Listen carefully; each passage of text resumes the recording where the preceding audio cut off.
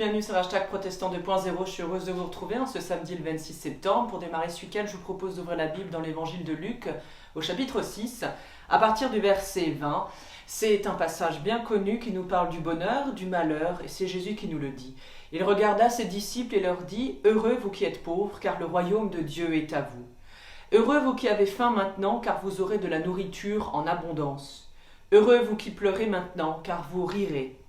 Heureux êtes-vous si les hommes vous haïssent, s'ils vous rejettent, vous insultent et disent du mal de vous, parce que vous croyez au Fils de l'homme.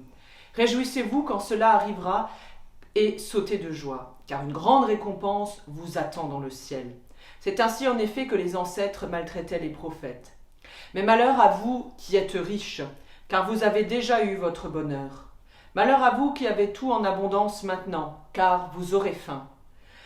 Malheur à vous si tous les hommes disent du bien de vous, car c'est ainsi que leurs ancêtres agissaient avec les faux prophètes.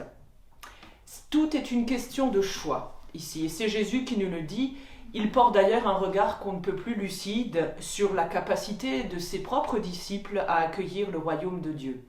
Alors loin d'être des incantations bien toutes faites ou des condamnations trop faciles, ce sont des promesses de bonheur d'abord qu'il adresse aux hommes, des béatitudes et des annonces de malheur qu'il met devant d'ailleurs l'urgence de faire un choix dans sa vie.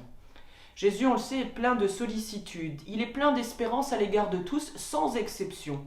Dieu rejoint ceux que la vie maltraite et qui sont soumis par des épreuves terribles. En revanche, ceux que la vie a comblés risquent de passer à côté du vrai bonheur qui vient.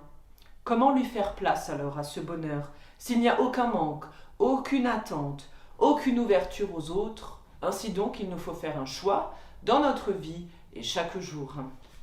Et je vous propose la prière pour ce jour qui nous vient de la société luthérienne. Risquer le courage. Seigneur, donne-moi le courage, là où je vis chaque jour, de prendre position au nom de ma foi et de ne pas faire taire mon attachement au Christ, même si cela doit m'amener ironie ou rejet. Donne-moi le courage d'ouvrir mes yeux sur les injustices qui viennent de l'argent, du pouvoir ou de la lenteur des administrateurs, même si cela doit amener la perte de ma tranquillité. Ne me laisse pas au repos, Seigneur, tant que ma foi n'imprime pas son exigence sur l'éventail de toute ma vie. Amen.